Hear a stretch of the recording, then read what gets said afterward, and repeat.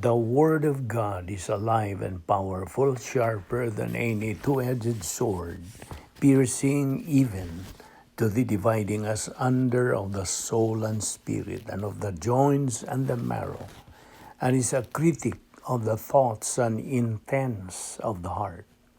All Scripture is God-breathed and is profitable for doctrine, for reproof, for correction, for instruction in righteousness, that the man of God might be mature, thoroughly equipped unto all good works. Study to show thyself approved unto God, a workman that needeth not to be ashamed, rightly dividing the word of truth. Ephesians 5:16, redeeming the time because the days are evil. Amos 8:11, there will be famine and thirst of the word of God. Luke 11:28, but he said, ye rather blessed are they that hear the word of God and keep it. Here is a principle on salvation in Ephesians 2:8 and 9. We have been saved by grace through faith, that not of yourselves, it's a gift of God, not of works, lest anyone should boast. Now good works do not produce salvation, but salvation produces good works. In Galatians 5:16, this I say then, walk in the Spirit, and ye shall not fulfill the lust of the flesh. 1 Corinthians 6:19, know ye not that your body is the temple of the Holy Spirit. Sa dili pa kita mga padayon sa atong pagtuon sa pulong sa Dios nining adlaw, kinahanglan ang atong pagsunod sa atong tamdanan nga it is our standard operating procedure nga sa dili pa kita magapadayon sa pagtuon sa pulong sa Dios, gikinahanglan ang atong pagsugid sa tanan natong mga salang nabuhat nining adlaw. Kay kung dili nato kini isugid ngadto sa Dios nga amahan, kini will only become a barrier to our study of the Word of God. Busa gikinahanglan atong paggamit sa 1 John 1:9 principle. Nagaingon kini sa English, if we confess our sins, He, God, is faithful and just to forgive us our sins and to cleanse us from all unrighteousness. Alang kanimo higala, wala pa'y kaluwasan diha sa imong kinabuhi, ang imong buhaton dili ang pagsugid, kundi ang imong paggamit sa imong kabubuton aron ikaw makahimos labing mahinudanong desisyon sa tibuok mong kinabuhi.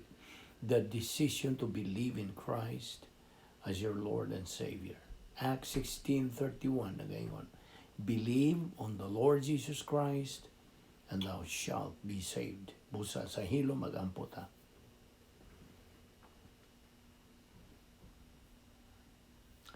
Balaan na mo nga Diyos, nagapasalamat kami kanimo unas tanan sa imong pagdala kanamo ning dapita sa makosapa aron kami magkapadayon sa pagtuon sa imong balaang pulong. Salamat nining adlaw, buhi pa kami sa among lawas, kini gumikan lawan sa imong kaluoy, sa imong gugma, imong kortesiya ug imong grasya. Ubani kami karon, pinagis pagtudlo kanamos balaang Espiritu Santo, the only teacher of truth, our mentor, ug mao nga nagapasalamat kami kanimo ning tanan nga among Bible study pinagi sa YouTube o sa Balbido Evangelistic Ministry. Kinang tanan, among ipasalamatan sa ngalan ni Noong Jesucristo. Amen. Mayang adlaw sa tanan atong mga higala, atong mga subscribers, atong mga igsoon diyan ni Kristo, our fellow believers, welcome kanyong tanan. Yabi-abi ka mong tanan, o apil ng mga bag-o nga mo pa'y pagsuway sa pagsalmot nining atong adlaw-adlaw nga Bible study. Niya pa kita mga dupot sa atong uluhan nga living the dynamic life. Ang atong pagkinabuhi sa usa ka mabulokon nga matang sa pagkinabuhi. Mao kini atong gitunan. O by the way, kagahapon atong giibiyaan kadtong hilisgutan nato bahin sa rapture, sa pagsakgaw sa simbahan, the resurrection of the church. Okay, ato ipadayon kini. O atong humanon kini, as possible, niling adlaw, yung mga punto bahin nini kay lakip man kini gihapon niling atong uluhan nga masig matinga ka nga numantang ni shipside ng puntag laing doktrina. Anyway, this is the doctrine of the rapture nga atong gisingit kay may kalabutan magkini sa atong pagkinabuhi nga matang sa pagkinabuhing mabulukon. Okay? So ato ipadayon kini, nagaingon kita nga naay duruha ka mga saksi, 2 witnesses nga they will prophesy 1,260 days. O nagasulo kini sila sa panapton na sako. They're clothed in sackcloth. Now, so, ang Biblia nagaingon nga, kining maong duruha ka mga saksi nga nagasulob lagi niining ilang gisulob nga sako, panapton, okay? They are dressed with this as mourners, nagbangutan. And then, for 3.5 years, magasangyaw sila, kanang sabwag nining kasayuran nga dunay paghukom nga umabot. Now, so sa ilang pagsangyaw nini, they are not evangelizing or witnessing gleefully but sadly. So, magawali kini sila inubanan o kasubo o mga luha with sorrow and tears. So, ilang tuganan o ilang sultihan ang mga katawhan nining kalibutan nga kung kamo nagadahom nga unsay nagapanghitabo karon, dili maayo. Kung kamo nagahuto nga di maayo kini nagpanghitabo karon, bantayan kini. Kung dili kamo magahinulsol, kini magasamot kini pagkagrabe.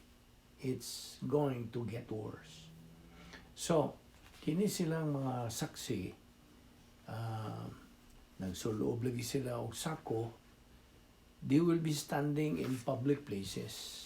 Magabarog sila dito sa mga iskina nga and they're crying out to the people on the earth nga sama ni maarang dawatan ninyo ang Mesiyas. Maarang dawatan ninyo ang manluluwas. Kaya ang paghukom nagasingabot na. The judgment is coming if you don't receive Him. Kamo mga laglag. So mo kini ang ilang gisangyaw ngadto sa mga katawhan. And of course, ang Biblia nagasulti nga na nag-iya kining mga duha ka saksi, some power that was unique that validated their ministry. Now, sa may nasayod nga kining duha ka mga saksi, mga kanang cook man lang ni sila, standing on the corner nga nagasangyaw sila like sometimes you see people do even today, di ba? Well, ang ilang gahom is described for us diha sa ika-11 nga kapitulo, in the 11th chapter. Paminaw pag-ayo niini. And I will give power to my 2 witnesses, and they will prophesy. Ug ang Biblia nag-ingon nga, they will prophesy for how many years? 3.5 years. Tulog tunga katuig. na ang Espiritu sa Dios magapuno ni ining duruha ka mga saksi, and they will be able to do things that no one has ever seen before. Ang ilang pagsangyaw, labihan kinis pagkabugat, they will be powerful. And hibaw ka, wa gyoy tao, I say this as a preacher, wa gyoy bisag kinsa nga sama kanila nga naga sangyaw bahin og paghukom. Nobody likes to preach on hell. Wa may kanang ganahan maminaw bahin og kanang impyerno. Nobody likes to tell people that kung dili sila maghinulsol, they are going to spend eternity in the lake of fire. Now, apan ato ragong hunungon this question for a moment. Suppose it is true. Manalitan o tinuod yun. Suppose what the Bible says is true. No na. That if we reject, kung atong isalikwas gani sa Kristo ingon nga manluluwas, why laing paagi? There is no other way. Nga si Ginoong Kristo mao'y bugtong kanang dalan, kamatuoran o kinabuhi. And that no one comes ngadto sa iyang awahan gawas kung pinaagi kaniya. O suppose that is true. Just for a moment, panalitan kini tinuod. You can suppose it's true. What kind of a person would a man be who know that to be true and never told anybody about it? Na may uban nagaingon nga doon ay mga pipila ka mga simbahan, some churches of our nation and around the world, na there's going to be a great day of accounting alang sa mga pastor magtutudlo nga wa gyud nila tug-ani ang ilang mga katawhan nilang sakop bahin ini kamatuoran about the coming judgment. Apan paminaw, get this. For every one word nga gibungat ni Ginoong Kristo about heaven, kanang sulti siya makatulo or ingnon ta 3 words about hell. Kasabot ka? For every one word nga mo bungat si Ginoong Kristo bahin og langit, siya nagasulti nagtulo ka mga pulong bahin sa impyerno. Linaw sa kalayo. Dili, wag yun niya malikay ka na. He never avoided it. He never tried to sneak in under it. He never said, I don't believe it exists. Nagasulti siya, nagabungat siya more about it than he spoke about heaven. Now, for example, sa akong bahin, I underwent the triple coronary heart bypass 25 years ago. Happy talaga kung mamatay niyan to. Now, if I had a very excellent cardiologist, surgeon, ang nag-disdis sa akong dughan, buhi pa man siya karon. Of course, suppose that kanang o kadtong maong cardiologist of mine who, even though he knew I had that heart disease, moingon lang siya, you'll be all right, Vic. You don't need any surgery. Now, dili siya musulti ka nako ang tinuod bang kahimtang nako sa akong lawas tungod kay dili siya buot nga ma-embarrass ko. But worse, he did not want me to be afraid or tingali ma-concern ako about my health. So, kung sa mag-iwahitabuon ta ka nako, had he not told me I need a coronary heart bypass. And do you know what I mean? Now, kung mao kini ang if this is the case, then kadtong mao cardiologist nako would not have been supposed to be in the medical profession, di ba? He does not belong there. Mao magaling kadto ang iyang isulti unta. So, mao man usab ang kanang makaluluoy kahimtang sa tao. He is spiritually dead. Bisan tuod og siya physically alive. Ibaw naman tanyana. He needs a cure. Kinahanglan siya og pagtambal.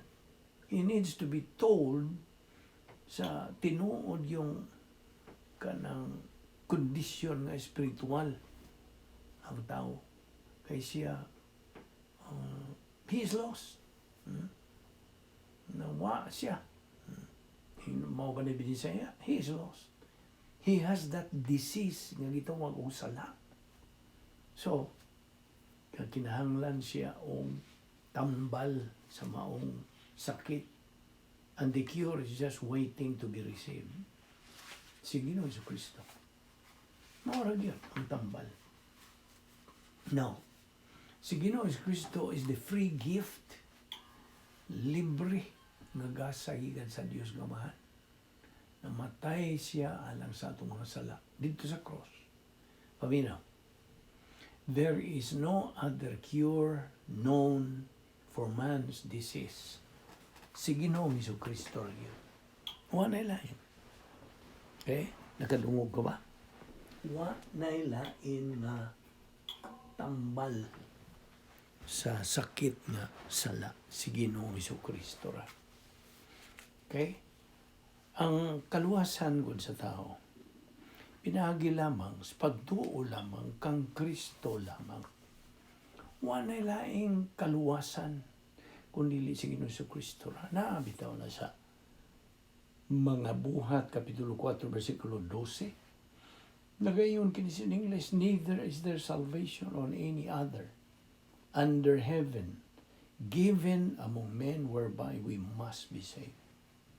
Mainungdan nga, kadtong duha ka mga saksi along with the pila kadtong mga ebanghelistang mga Hudyo, 144,144,000. Kinig duha ka mga saksi, uban ining 144,000 Jewish evangelists during the tribulation period, magasangyaw kini sila ngadtos kalibutan, bahin ining sakit sa tao.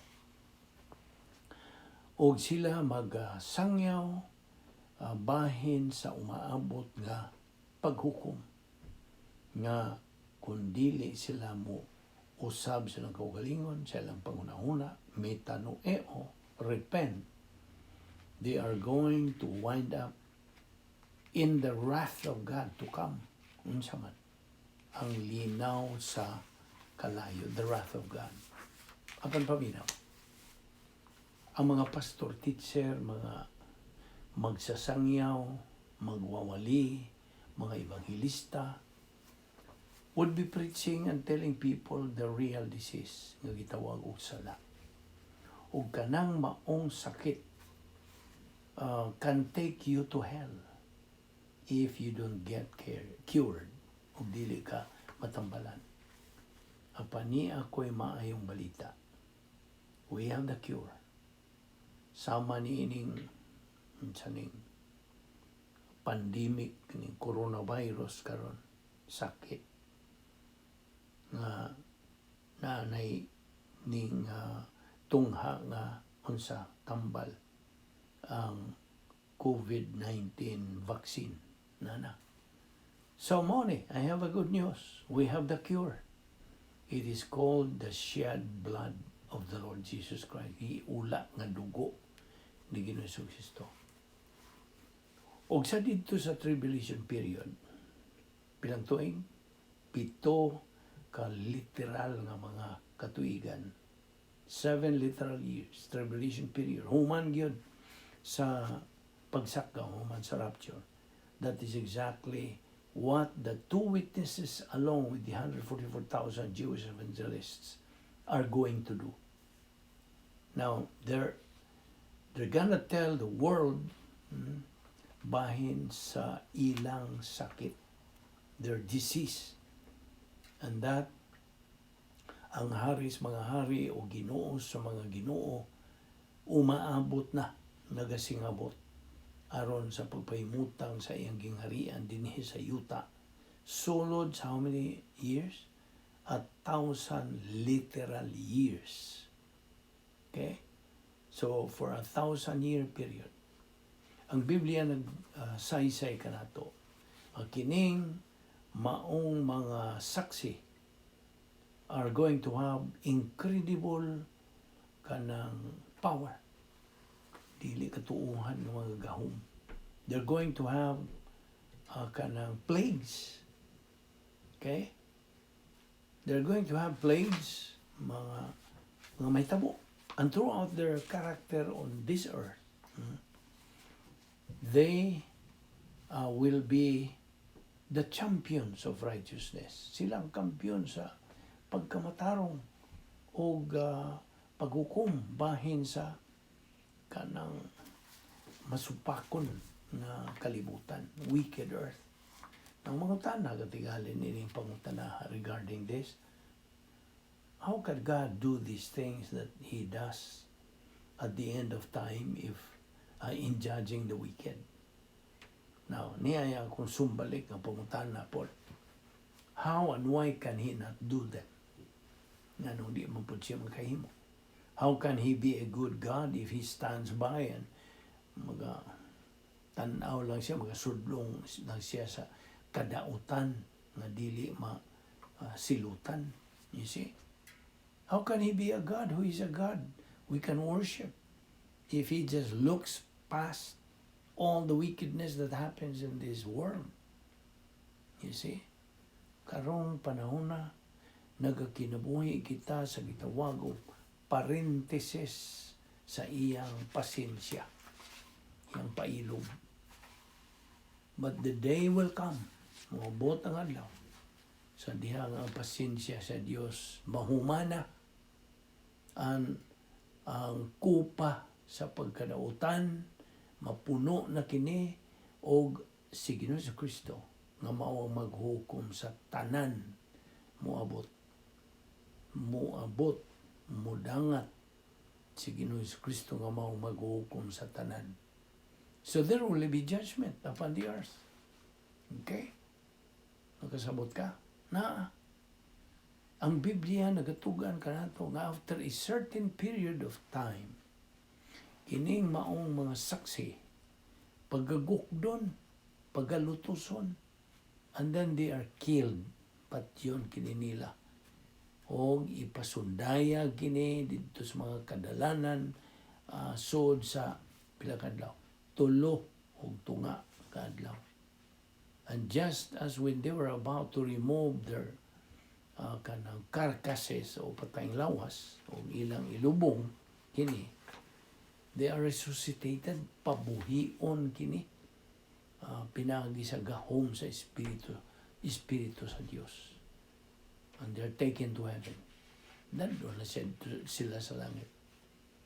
And I would like to have been the preacher on the street corner after that happened to give the invitation. Then, atong nasayran nga, kining duruha katao, miadto na sa langit, mikayab na to sa langit, miraculously resuscitated. And so, I would stand up and say, you see, I told you so. Ako ka namong gisultihan nini. Now, let me tell you now, how you can go to heaven and you can know Jesus Christ as your Savior. Ang Biblia nagakanayon nga. Sa diha nga kining maong mga hitabo will take place on this earth. Ang mata, every eye is going to see this happen. Every eye, di ba nila? Kanang mata, every eye, everyone will witness. Tanan. The resuscitation and ascension of these two witnesses. Ang ilang pagkayam na, pagpabuhi na, pagkayam ngadto sa langit. So, dili lokal lang kining hitabuha in Israel, No, it would be a worldwide phenomenal thing na may tabo. Tibo kalibutan, may baon ini. Ang Biblia nagingon nga sa dihang kining duha ka mga saksi apat yun, they are murdered. The people who were on the earth at that time, mga lipay ni sila nga maghimo sila o party, piging. They will have a celebration that is much like a Christmas celebration. Pupariha ragyos kanang parte sa kanang Pasko o paminaw nini. Suma sa pinadayag 11 versikulo 10. Kini nagaingon, and those who dwell on the earth will rejoice over them. Make merry. Labihang hudya ka ang ilang pangalipay nila. O bayluay na sila mga gasa to one another. Maraming exchanging gifts. Tungod kay kining duha kuno ka mga propita tuliso kanila. These two prophets tormented them nga puyo nining kalibutan na. Mao kini unsa kang ngilngig niini. This is how awful this is, making merry, a real celebration for the death of these two witnesses na ilang gituan nga mitulisok lagi kanila. Ang buot pasabot ang mga tao natulisok ni duha ka mga saksi at tulian ang panahon na. Kining hitabuan tuod is just one of the stories we can find diya sa libros pinadayag.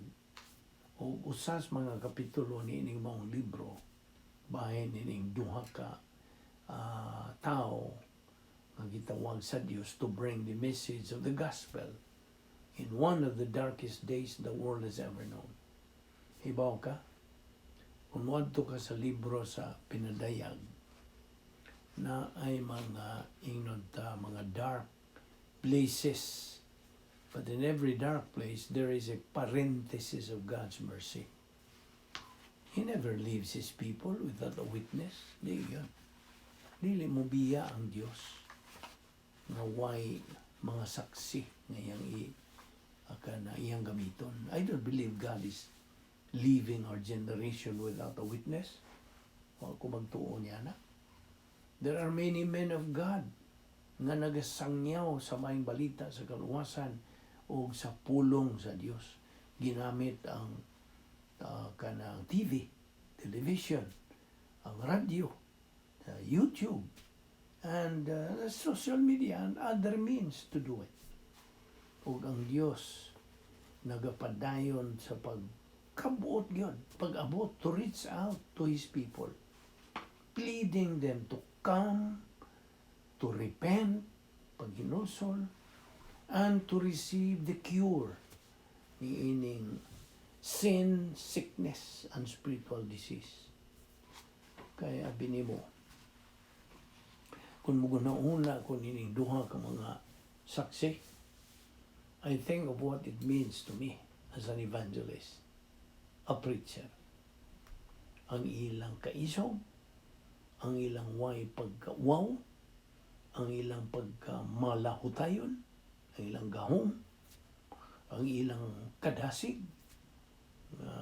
ang ilang attitude was boiling hot, ang ilang attitude, ilang pagtagad. Nagaampo ako sa Ginoo nga He will help me to be a witness like that. That He will help you also na ikaw mahimong saksi na sama kanila. Ang usa ka saksi, as we know, is simply a person who tells another person what they see, what they know, what is true. Isip mo na, ambot pasabot sa usa ka saksi. Kaya binimo, this is the day and age as we prepare for this time that is coming in the future. Sa diha nga kita, ingon nga mga katawan sa Dios, kinahanglan to be on fire with the gospel of Jesus Christ. Kinahanglan madasigo na kita. Karon na gyud ang panahon. This is just the right time. And by this time, we ought to be well-versed bahin sa may balita sa kaluwasan. Asa, kanang kanusa, o unsaon nato sa pagpadayag, how to present it. Pinagi sa enabling power of God, the Holy Spirit. Di man ni, si Ginoong Kristo, umaabot na is coming back. Sa diha nga siya mo, balik na ang Biblia nagaingon. Those who have not believed in Him will stand before Him dito sa dakong puting trono sa paghukom. Great white throne judgment. O sila pagahukman, binasihan, ang usalang kabutang. On the basis of one thing. Ang ilang nga nasuwat ba dito sa basahon sa kinabuhi sa karniro. And kung ang ilangan is not found written in the Lamb's Book of Life, well, they will not be allowed to enter heaven. Di kasubo, di ganita kinahanglan nga moingon taniana. Kay mao maginang kamaturan. Kung ang ilangan wa masuwat dito, dili sila makasuod sa kinariyan sa langit. Pangutana, how does one get one's name written in the Lamb's Book of Life? Unsaon man? Ang ilangan masuwat dito sa basahon sa kinabuhi. Tubang? By putting their trust in Jesus Christ for salvation. So, imo na ba nagibuhat? Have you done that? Have you put your trust in Christ alone? Ang kaluwasan, mao lamang ang pagtuo lamang kang Kristo lamang. Di man ikini mga bersikulo? Acts 16:31, John 14:6, John 3:3, Acts 4:12. Magampo ta. Ato karong iduko ang atong mga ulo. Piyungon ta ang atong mga mata samtang atong ipainungod ang pipila ka mga gutlong na ibilin. Nini nga itong pagtuon sa pulong sa Diyos, nini nga adlaw. Atong ipahinungod, kining mga higayuna, ngadto sa atong mga higala. Dili pa man ato sila mga igsoon, so ato lang tawgon sila mga higala. Kaya di pa man sila mga magtotoo. Kinsa wa pa man si Kristo silang kinabuhi. Kini sila way paglaom. Wa pa diha kanila kinabuhing dayon. So kining higayon na karon mao'y labing manungdanon o bililhong gutlo sa ilang kinabuhi. Ganis tibuok nilang kinabuhi, higala. Kung ning i-address kanimo higala nga dili magtotoo.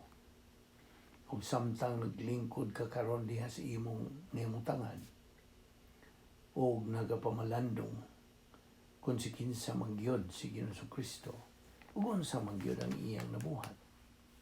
Si Ginoong Kristo nagasulti, ug ako mao ang dalan, ang kamatuoran ug ang kinabuhi. Walay makaadto sa amahan kun dili pinagi kanako. Juan 14:6. So kini nagpasabot nga mahimo si Kristong usa ka bakako no siya mao siya ang manluluwas. Pan siya mao man ang manluluwas. Unsa may but pasabot? Nini. Kini nagpasabot nga si Kristo mianni din sa kalibutan. Nagpagkatao siya. Nagtao diyan sa pasungan. Pagpakita sa iyang pagkamapausanon. Nagpagkatao sa samang higayon siya Dios. Okay? Walay pagkakunhod siyang pagka-Dios. Matuod siya nga tao sa usa ka persona. Si Ginoong Kristo mianhi sa usa lamang katuyo ug kadto mao ang iyang pagpakamatay. Yes, pagpakamatay alang kanimo higala. Just for you. Matod pa sa Juan 15:13. Ang labing dako nga gugma nga ikahatag sa usa ka tawo ngadto sa iyang mga higala. Maong paghatag sa kaugalingon niyang kinabuhi alang kanila. Sa in English pa, greater love has no one than this, that he lays down his life for his friends. Si Ginoong Jesucristo, walang muhatag sa iyong kinabuhi alang sa higala. Iyang gihatag ang iyong kaugalingong kinabuhi alang sa tibuok kalibutan. Bisan kani niyan itong nagadumot kaniya. Bisan pa niya itong mga Fariseo na nagadumot o may kasilag kaniya. Namatay siya alang kanila. Yes, namatay siya alang kanila. Namatay siya alang kanimo higala. Tutuki mong kaugalingon. Tingali, mutana ka. Unsa may anaan niya nagon? Walang kamay nung dano niya na mao kini. Paminaw. Kasamtang nagabitay siya dito sa cross, ang Dios nga mahan ni bumo agi og pasangil kaniya siya nga hingpit nga Dios ug matuod nga tao gibubo sa Dios nga mahan ang tanang sala sa tanang tao ngadto kang Ginoong Kristo. Ug mao nga gihukman siya tungod niya itong maong mga sala nga iya na karong gipasan. Tungod niya itong paghukom, nahimo kini si Ginoong Kristo nga puli ka nato. He became our substitute. Gihukman siya tungod sa atong mga sala. Kung may hinungdan nga, ang atong mga sala, dili na isyo. Tali ka nato sa Dios. O nga naman, tungod kay gibayran naman kadto silang tanan. Usa, ayaw na po na sa pagbayad dito sa gibayran naman kadto. Gani, gipapas naman kadto silang tanan. Kung mo sa suma sa lisulti din sa balang kasulatan, ang imo rang buhaton ni gala, paminaw, maura ang pag-angkon og relasyon ngadto sa Dios nga mulungtad ginihangto sa eternidad. Kung ang bugtong paagi nga imo kini mapanag-iya, mao ang imong pagtuo kang Ginoong Jesucristo, ingon nga imong bugtong ug personal nga Dios ug manluluwas. Tuhi siya sa iyang pagkasiya ug sa unsay iyang nabuhat alang kanimo. Mao ka na ang unod sa maong pagtuo. Ug mao ra ka na. Kay gihigugma pagayo sa Dios ang kalibutan. Tungod ni gihatag niya ang iyang bugtong anak aron ang tanan nga motuo kaniya dili malaglag kun dili makabaton nino og kinabuhing dayon. Juan 3:16. So, buot ka bang makaangkon og kinabuhing way katapusan? Buot ka bang mahilangit? Higala. Na maora kini. Maora kini ang bugtong paagi nga imong maangkon kini og mahilangit ka. Tumuo ka kang Ginoong Jesucristo o ikaw maluwas.